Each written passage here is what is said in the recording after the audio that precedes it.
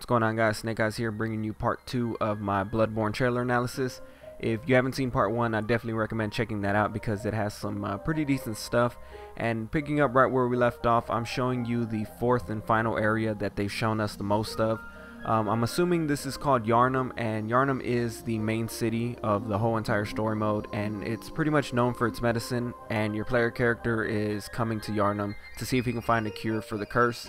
And as the trailer goes on, it definitely shows that you're going to be fighting a lot of mobs and a lot of enemies, not only during the cinematic cutscenes, but with these couple of in-game footage cutscenes. And as I mentioned in the first episode, right here is actually the two-handed axe that I was talking about, another offensive weapon that is looking like it's going to be able to do some decent work. And all in all, with the little bit that they've shown us so far, it looks like there's going to be a lot of variety as far as the enemies go, and I definitely can't wait to go and check this out a little bit more. But moving on, this little clip I wanted to show you guys real quick because I wasn't too sure what this weapon was going to be. At first I thought it was the main character's weapon fully extended, but looking at the spin to win, it's probably a halberd, which is kind of cool because some of the weapon classes are definitely going to be coming back. One negative for me is that it might have the same movesets and they're probably not going to do much to it. But all in all, it was something that I thought was really cool, and it was only shown for a brief second, so I figured I'd point it out. And going back, I already talked about this in the first video, but I might as well just talk about it just for a little bit. You can definitely defend yourself and hold block when you're two-handing weapons, and I thought that was pretty cool. So like I said, just briefly going back on it, if you haven't seen part 1, that's kind of another thing that I thought was really cool, and surprisingly that was only shown for a brief second as well. As the trailer goes on, you see your character walking up some steps and eventually coming across what I'm assuming is a boss. Now, I really didn't know what to make of this boss. It looks like they kind of just went all out as far as the design goes for this boss, and I'm not really too sure what to think of it. It looks kind of cool, but at the same time it's just something that I haven't even seen before, so like I said, I'm kind of split on how I feel about that. And then just briefly, you can see that the character is fully extending his weapon, and I thought that was pretty cool. And then it kind of just cuts right there.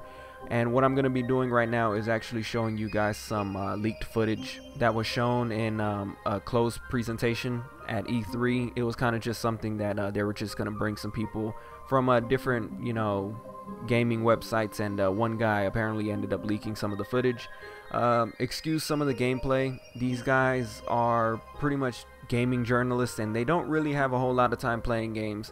I'm pretty sure they're all fans of games, but at the same time, these guys don't really have all the time to be all that great. So like I said, the gameplay is a little sloppy, but it's better than nothing, and I'll take it.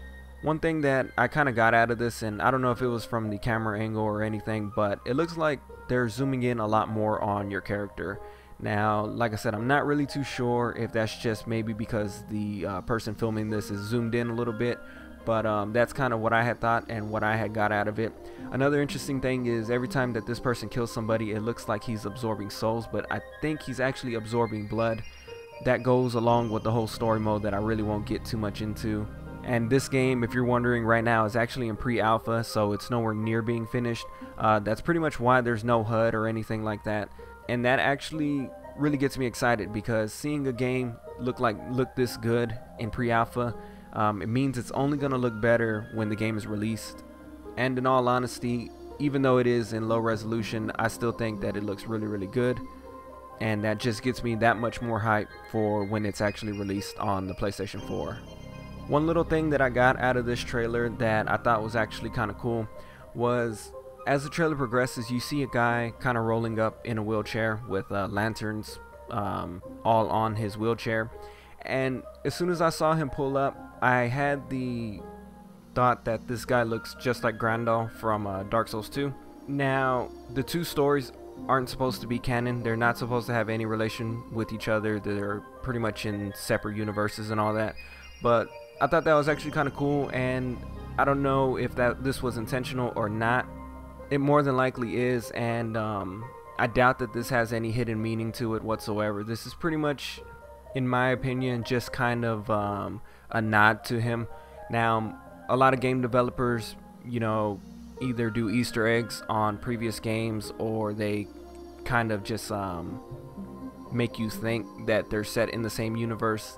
More specifically, when Dark Souls 2 made Leningrad look just like the Burrow King from Demon Souls. Those two games have no relation with each other. They went out and said it themselves, and from the interviews and everything that's been going on lately, it seems like this game is not going to have any relation with Dark Souls 2 either. So as far as speculation goes, I think that this is just something kind of to make people wonder, but ultimately probably not have any connection whatsoever. Still something that I thought was really cool, and there really wasn't a whole lot of lore for Grendel, and I was actually kind of disappointed because looking at him, I thought he was really cool.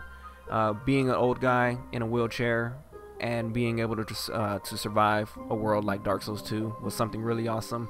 Even though he can walk, I just wish that there was more story to him. And seeing this guy, I hope he actually plays a deeper role, because that would just be something really cool to see. As the trailer goes on though, you can definitely see what Miyazaki was talking about when he says that he's going to start giving people more enemies to fight. Even in the cinematic trailer, he shows that you're going to be fighting a lot of people, which don't think that he's going to load it up with 15 to 20 enemies and all that. He's just going to give you enough enemies to start training yourself to be offensive. I don't think that this is going to be hack and slash. I still think that it's going to require a little bit of skill, a little bit of technique, and all in all, I'm actually kind of satisfied that he's going with this route. For people who are a little bit more used to the Souls games, fighting 1 or 2 enemies at a time is kind of easy, and I'd really like to see how this actually comes out, and hopefully it's just as good as he intended it to be. And from there, you actually start seeing a little bit more of the weapon that folds in and out. From what it's looking like when it's folded in, it's going to start using the serrated edge, and when he extends it all the way out, you're going to start using the smooth edge. Now, the entire idea of having a weapon be multi-purpose is actually something that's really unique, and looking at this weapon alone, I feel like it's going to be pretty badass.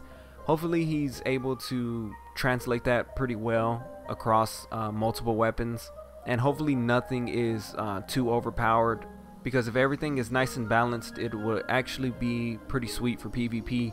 I have a feeling that if everything is as good as it's supposed to be, a lot of people will start using a lot of different varieties, and that's something that we definitely need. And the last and final thing of the entire trailers and leaked gameplay and all that that's been shown is the gun.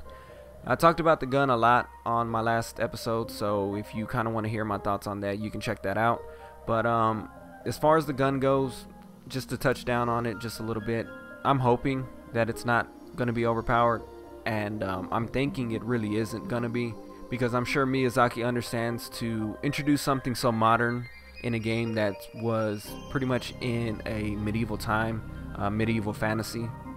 I'm sure he's thought about this concept and how deep it'll affect everything, to the point where when it's finally released, it's actually going to be fairly balanced. And in all honesty, that's just something we can hope for, and all we really can do is just trust in him as a developer to do what he thinks is best for the community. And it's pretty much just up to us to trust that he has it, and just hope for the best, really.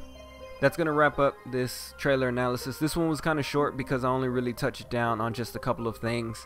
I didn't really want to go rambling on too long like I did on the last one. I feel like I kind of just stretched that one out a little too much, so I wanted to make this one short. Real quick before I go, just like I mentioned in the last video, I opened up a Twitter account. I'll put the link in the description below. Follow me if you want, and if not, that's okay. If you guys ever have some stuff, some news on Bloodborne that maybe I haven't caught just yet, or if I haven't made a video of, you can go ahead and send me a message on Twitter, or you can do it on YouTube, whichever one's easiest for you. But other than that, that's pretty much going to wrap it up. Thank you guys for watching. Leave a like if you enjoyed. Subscribe if you haven't already. If you have any questions about the game, let me know. I've been reading a lot on it, so I'm pretty sure I could be able to help you out. And if not, well, then I'll try to do my best. But other than that, thank you guys for watching. And until next time, take care.